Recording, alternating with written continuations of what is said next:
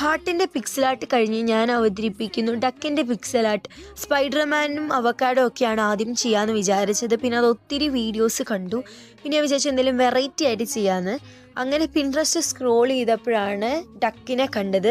ഇത് വേറെ ചാനലിലൊന്നും ചെയ്ത് ഞാൻ ഇതുവരെ കണ്ടിട്ടില്ല. അതാണ് ഇത് ചൂസ് ചെയ്യാൻ കാരണം. ഈ എക്സ് ഇട്ട് കൊടുത്തേക്കുന്നിടത്തൊക്കെ നമുക്ക് ബ്ലാക്ക് കളറൊന്ന് അടിച്ചു കൊടുക്കണം. ഇപ്പം കണ്ട വലിയ ലുക്കൊന്നും ഇല്ലെങ്കിലും ഫൈനലി കാണാൻ നല്ല ഭംഗിയാണ്.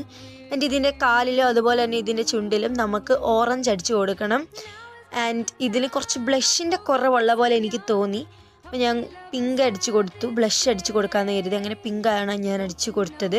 നിങ്ങൾക്ക് റെഡോ പിങ്കോ യൂസ് ചെയ്യാം ബ്ലഷായിട്ട്. അടുത്ത എന്ത് ചെയ്യണമെന്ന് കമൻറ്റ് ചെയ്യും. ഹാർട്ടിൻ്റെ പിക്സൽ ആർട്ട് കഴിഞ്ഞ് ഞാൻ അവതരിപ്പിക്കുന്നു ഡക്കിൻ്റെ പിക്സൽ ആർട്ട്. സ്പൈഡർമാനും അവക്കാഡോ ഒക്കെയാണ് ആദ്യം ചെയ്യാമെന്ന് വിചാരിച്ചത്. പിന്നെ അത് ഒത്തിരി വീഡിയോസ് കണ്ടു. പിന്നെ ഞാൻ വിചാരിച്ചു എന്തെങ്കിലും വെറൈറ്റി ആയിട്ട് ചെയ്യാമെന്ന്. അങ്ങനെ പിൻട്രസ്റ്റ് സ്ക്രോൾ ചെയ്തപ്പോഴാണ് ഡക്കിനെ കണ്ടത്. ഇത് വേറെ ചാനലിലൊന്നും ചെയ്ത് ഞാൻ ഇതുവരെ കണ്ടിട്ടില്ല. അതാണ് ഇത് ചൂസ് ചെയ്യാൻ കാരണം. ഈ എക്സ് ഇട്ട് കൊടുത്തേക്കുന്നിടത്തൊക്കെ നമുക്ക് ബ്ലാക്ക് കളറൊന്ന് അടിച്ചു കൊടുക്കണം. ഇപ്പം കണ്ട വലിയ ലുക്കൊന്നും ഇല്ലെങ്കിലും ഫൈനലി കാണാൻ നല്ല ഭംഗിയാണ്.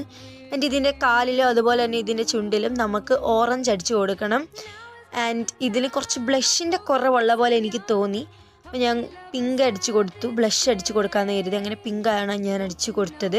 നിങ്ങൾക്ക് റെഡോ പിങ്കോ യൂസ് ചെയ്യാം ബ്ലഷായിട്ട്. അടുത്ത എന്ത് ചെയ്യണമെന്ന് കമൻറ്റ് ചെയ്യും.